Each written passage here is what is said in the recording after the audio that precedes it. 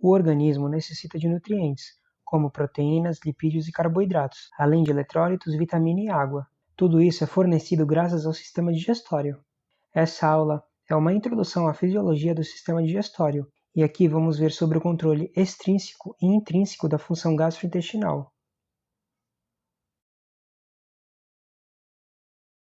O sistema digestório é composto por duas partes, o trato gastrointestinal e as glândulas acessórias.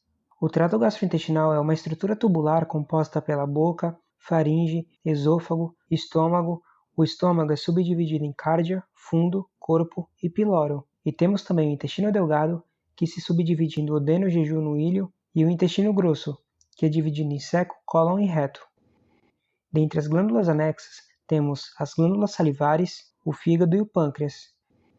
O sistema digestório é uma estrutura complexa, que possui inúmeras particularidades anatômicas e fisiológicas a depender da espécie que estamos estudando. Mas a sua função é basicamente pegar as macromoléculas ingeridas na alimentação e transformar em micromoléculas, ou seja, tornar elas pequenas o suficiente para que sejam absorvidas pelo epitélio intestinal. Para que esse sistema consiga reduzir os nutrientes a esse nível, ele desempenha basicamente 5 funções: a motilidade, a secreção, a digestão, a absorção e o armazenamento. Mas para realizar essas funções, tudo isso precisa ser rigorosamente controlado. É por esse motivo que existem dois níveis de controle, o nível extrínseco e o nível intrínseco. No nível extrínseco, temos o sistema nervoso e o sistema endócrino. Já o nível intrínseco é composto pelo sistema nervoso entérico e o sistema endócrino entérico. Esses dois níveis de controle controlam as funções gastrointestinais por meio de substâncias. As substâncias secretadas por esses sistemas não servem para fazer a digestão, mas sim para regular a atividade secretória das células e a motilidade. Vamos ver cada um deles. Mas antes disso, não esquece de deixar o like nesse vídeo, porque eu estou sempre trazendo vídeos para te ajudar nos estudos. Em troca, eu só peço seu like, que não custa nada. Então clica aí no gostei para ajudar o canal. Vamos começar pelo nível extrínseco de controle. Primeiramente pelo sistema nervoso. O sistema nervoso envia fibras nervosas ao trato gastrointestinal, e temos basicamente dois nervos, o nervo vago e o nervo esplâncnico. O nervo vago possui fibras eferentes parasimpáticas, que trazem as informações do sistema nervoso central ao trato gastrointestinal. As fibras nervosas parasimpáticas se comunicam com o sistema nervoso entérico e secretam substâncias para estimular a motilidade e as secreções do trato gastrointestinal. O nervo esplâncnico envia fibras eferentes simpáticas, e a ação simpática, de modo geral, tem efeito inibitório, causando efeitos opostos ao do parasimpático. E o segundo componente extrínseco é o sistema endócrino. O hormônio secretado fora do trato gastrointestinal e que tem ação direta nele é a aldosterona. A aldosterona é secretada pelo córtex adrenal, estimulada pelo sistema renina-angiotensina-aldosterona. A sua função no sistema digestório é aumentar a absorção de sódio e água pelo intestino grosso e as glândulas salivares. Agora vamos entender o controle intrínseco. Como o nome já sugere, esse nível de controle está localizado dentro do próprio trato gastrointestinal e é feito por diferentes células que secretam diferentes substâncias químicas, que por sua vez terão ação em outras células. Dependendo da forma que essa substância atinge o alvo, elas recebem diferentes nomes. As parácrinas são aquelas secretadas no meio intersticial e atingem as células próximas por meio de difusão. A autócrina é a substância que age na própria célula que a secretou. As substâncias endócrinas são aquelas que caem na corrente sanguínea para ter a sua ação em um tecido distante. E por fim temos as neurócrinas, que são secretadas pelos neurônios. O sistema nervoso entérico tem uma densidade muito grande de neurônios. Dependendo da espécie, pode atingir até 100 milhões de neurônios. Em alguns casos, pode ser superior à quantidade de neurônios da medula espinhal. Isso significa que se trata de um sistema extremamente sofisticado, e por ter esse sistema próprio, ele pode trabalhar independentemente do sistema nervoso central. Isso é muito parecido com o que acontece no coração. Relembrando rapidamente da histologia, de maneira geral, o trato digestório consiste em 4 camadas: a mucosa, submucosa, muscular, e a muscular se divide em circular interna e longitudinal externa, e por fim temos a serosa. O sistema nervoso entérico está situado na parede do trato gastrointestinal e consiste em 2 plexos ganglionados. Na camada submucosa, temos o plexo submucoso, que controla as secreções e o fluxo sanguíneo local. E entre a camada muscular interna e a longitudinal externa, temos o plexo mioentérico, que controla os movimentos gastrointestinais. O sistema nervoso simpático e parasimpático controla as atividades do trato gastrointestinal de forma indireta, pois os nervos se conectam justamente com esses plexos. Os dois plexos se comunicam entre si por meio de neurônios. Existem 3 tipos de neurônios: os sensoriais ou aferentes, os motores ou eferentes e os interneurônios.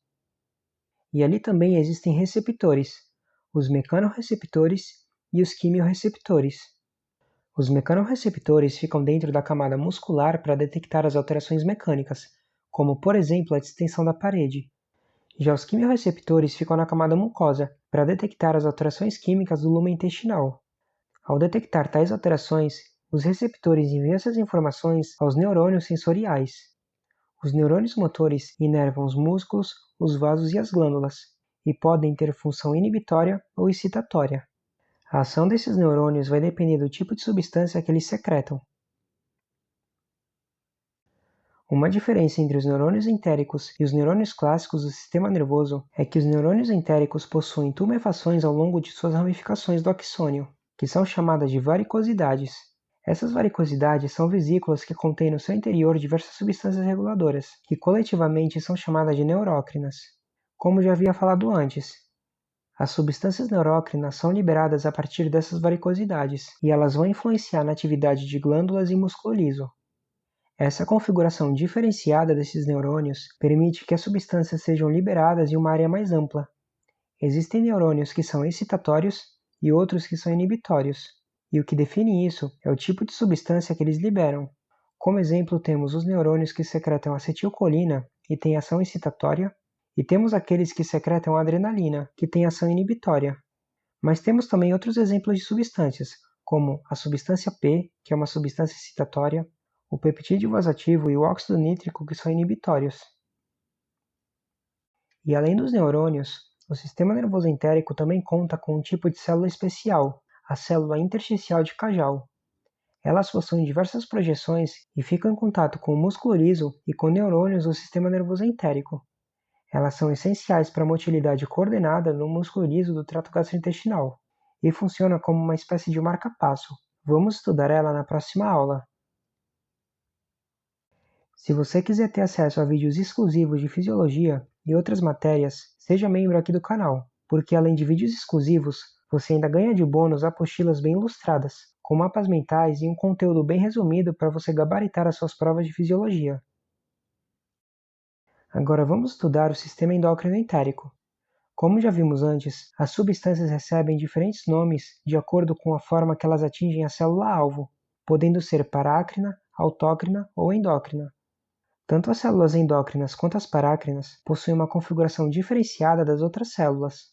Elas possuem o ápice estreito e uma base mais larga. O ápice estreito fica voltado para o lúmen, então elas conseguem identificar aquilo que está passando na luz do trato gastrointestinal, e dessa maneira responder de forma adequada. A base larga é repleta de grânulos secretórios com várias substâncias, e elas são liberadas justamente pela base. Então, por exemplo, chegou um alimento rico em gordura ali no intestino. Essas células detectam a composição do alimento e liberam um hormônio chamado colocistocinina, que vai agir lá na vesícula biliar. Aqui é só um exemplo de como isso funciona. Essas células ficam dispersas entre as células epiteliais da mucosa.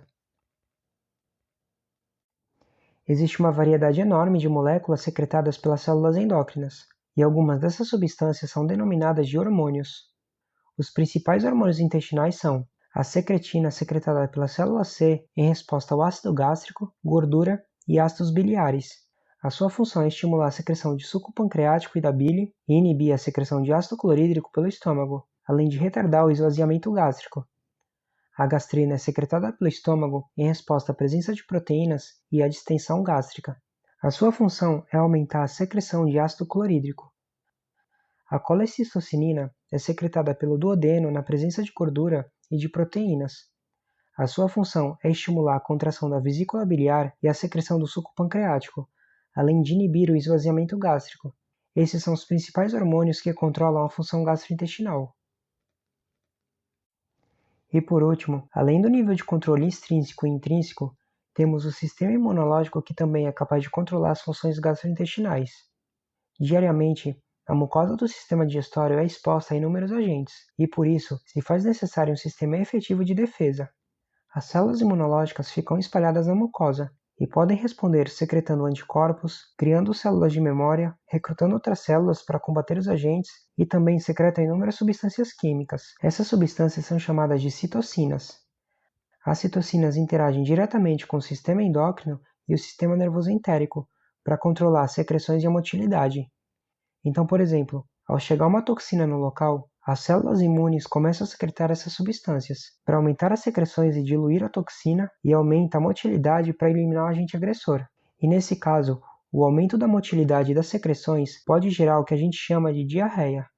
Esse mecanismo deixa o trato gastrointestinal protegido. Na próxima aula, veremos sobre a motilidade gastrointestinal. Até a próxima. Valeu!